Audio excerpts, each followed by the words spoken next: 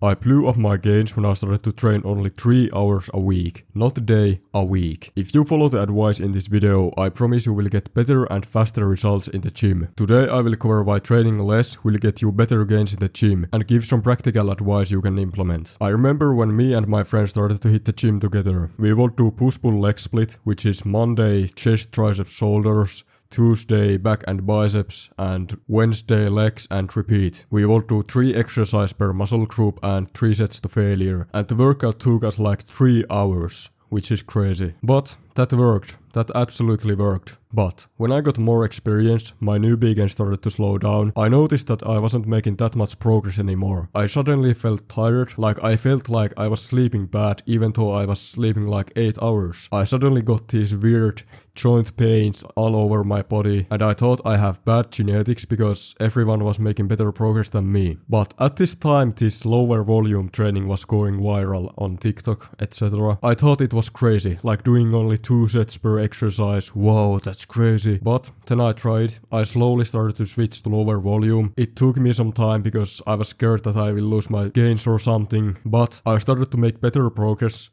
I wasn't tired anymore, I was feeling great. Now I'm spending only 3 hours a week in the gym. Not because I'm lazy, but because it works better. And I'm making better progress than ever. You need to understand that doing more isn't always more. Like doing more automatically doesn't lead to more gains. Like you probably understand that doing 100 sets per workout doesn't lead to more gains. Because if you're under recovering, you're making worse progress. If you're not recovering fully, you're limiting your progress. Like if you could recover from 2 sets, it won't be better than 4 sets, because you're recovering fully doing 2 sets, but this is too much. Like even though on the paper it says more, it doesn't lead to more gains. We want to get as much stimulus as possible while fully recovering from our training. This way you're gonna make the best progress possible even though you're training less. Like let's compare it to this.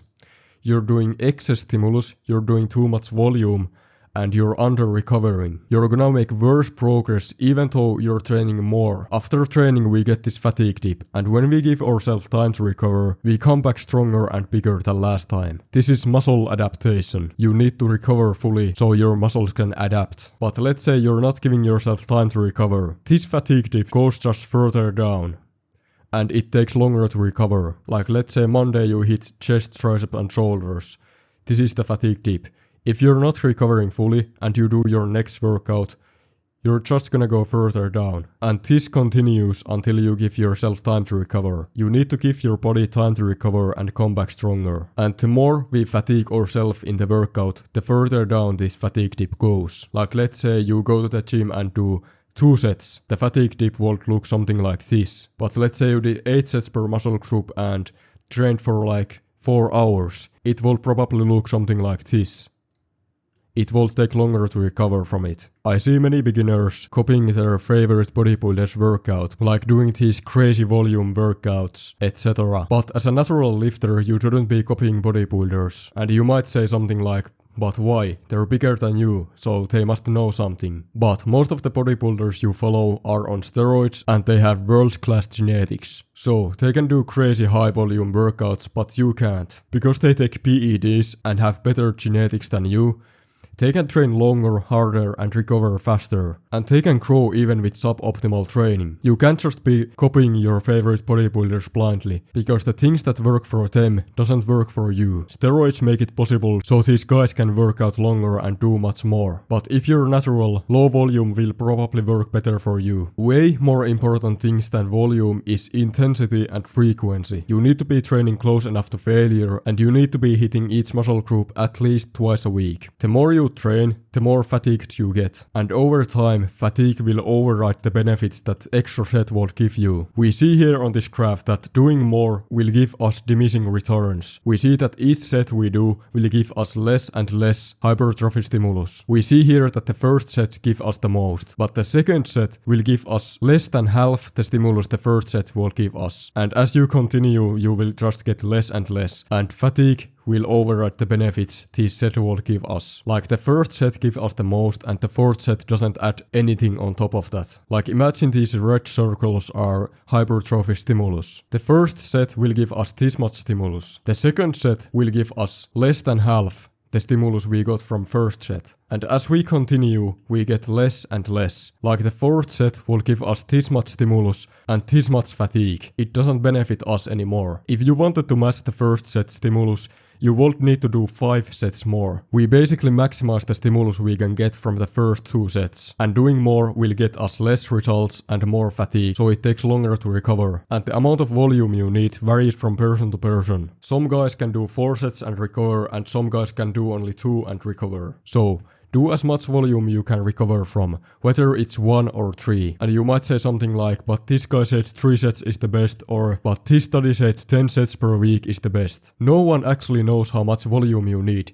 It varies from person to person. Like I remember I was always looking for the best amount of volume. Like this guy said 2 sets is the best, this guy said 3 sets is the best. But no one actually knows how much volume you need. Those numbers are just guidelines. You need to do some personal experimentation. You first start with the lower volume and see how much you can do while recovering fully. And let's talk about rep ranges. Why I prefer to use lower rep ranges. You've probably heard like 1 to 5 for strength and 10 to 15 for hypertrophy. Well, that is complete bullshit. You can build muscle equally well between 5 to 30 reps. The only thing is that you need to be training to failure. Only the last 5 repetitions cause muscle growth. Like if you do a set of 10, the first 5 repetitions don't do anything. So why would you do a set of like 15 if the first 10 repetitions don't do anything? Lower rep ranges cause less fatigue, less muscle damage, and it's easier to train to failure. But don't get me wrong, higher rep ranges are still useful in some cases. I still do high reps on some exercises, like